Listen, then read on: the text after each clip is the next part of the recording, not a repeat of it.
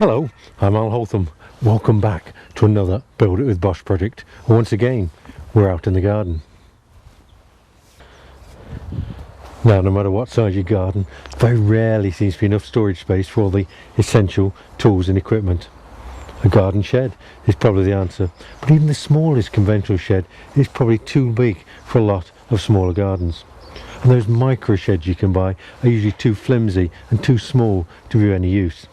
This mini shed is designed as a compromise, being room enough for a small lawnmower and a few tools, along with plenty of shelving for pots and buckets, as well as containers of fertiliser, seeds and all the other gardening paraphernalia you seem to accumulate.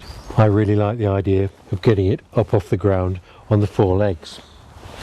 Not only does the gap underneath provide you with storage for those things that need to be under cover but don't necessarily need to be inside the shed, but more importantly, it prevents the base from sitting in the damp.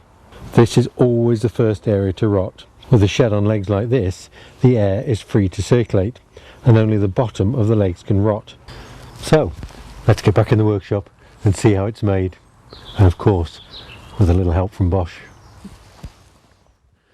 This is the material I'm going to use. It's standard off-the-shelf plain door round redwood that you can buy at your local timber merchant. Now it is worth paying a little bit more for redwood rather than whitewood. The quality is so much better, it's generally cleaner, less knotty, less splits and much nicer to work. So it is worth paying a little bit extra. We've got some 70 by 70 for the legs, some 45 by 45 and 45 by 32 for the framing. There's some shiplap for the cladding, some 95 by 20 which I'm going to use for the trims, and then there's some plywood for the roof and the shelves. The first job really is to start by cutting out the legs.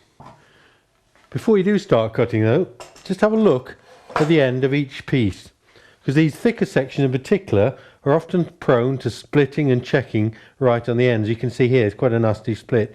If you leave this, moisture will get in, particularly when it's in contact with the ground, and the timber will soon rot. So this needs chopping off before you start measuring for the final length. The top leg angle needs to be 45 degrees, and the mitre saw makes short work of this. And once you've cut your first piece, use that as a template to mark the other three.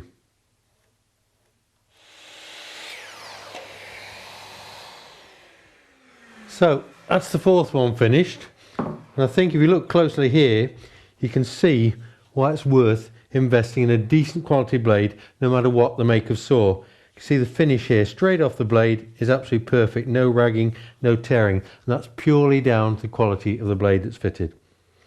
Okay, that's the legs done. The next stage now is to make up the four frames. I'm going to start with the one at the front. Now the bulk of the framing is going to be made using this 45 by 45 material. But as before with the legs, do check it over carefully for splits and cracks. You can see even on this top quality redwood there's still a piece here with a nasty split in it. That one's chopping out and discarding. Always start by trimming one end square. Don't assume that the timber as you've bought it has perfectly square ends, and often quite badly damaged as well. So just chop off about a centimetre or so just to get back to a nice clean cut. And you can cut several pieces at once to save time. And you should do this anyway for matching components, to make sure they are actually exactly the same length. Always start by cutting out the longest pieces first, and then cutting out progressively smaller pieces from what remains of the offcuts. So here are all the pieces for the back frame. I've got a couple of uprights, a couple of cross pieces, and then two pieces of the ridge, each with a 45 degree angle on either end. And to fix it all together, I'm going to use wood screws. These are 3.5 inch 10 wood screws. There's a real tip here. When you're doing a big assembly job like this, if you can, get hold of a couple of drills. One for actually drilling the hole and one for use as a driver. It'll save hours swapping and changing between bits. And also, if you can, use a combined drill and countersink. Again, it's a real time saver. A couple of other things you might need. A quick grip clamp. It's like another third hand. And also, you'll need a square to make sure everything lines up properly. So let's get started. I'm going to start on this top corner. This is where the clamp comes in handy, so I can just hold that firmly to the bench, not worry about it moving. I know this ridge piece is going to come in at an angle like that. I want those two to be flush, just there. So this one wants to come in and fix in that position there. So now I can drill through. I'm going to put 2 holes in each.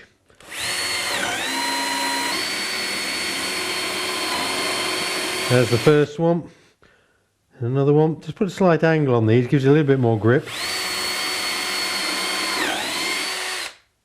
Just clear the swarf as well. And there's the countersink.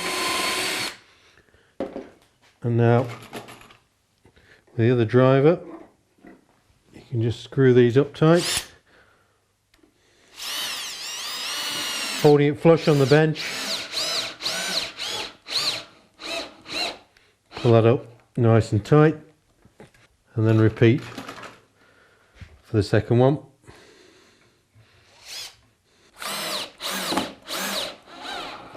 That's the first joint up, nice and tight. Now you just have to work your way around all the 4 other joints. I'm just finishing off the bottom section of the rear frame. As you can see, it's nearly there. I put in an extra central divider. This is in the 45 by 45 material. This will give me a bit of extra support when I nail the cladding on later. It'll stop it flapping about in the middle, make it a lot more rigid. And when I come to fit out the shed right at the end, I want to use some of that adjustable shelving that runs on a track. So I've also incorporated a couple of extra uprights. These are in the 45 by 32 material, and this will give me something to screw that track to. There's another tip here for repeat spacing.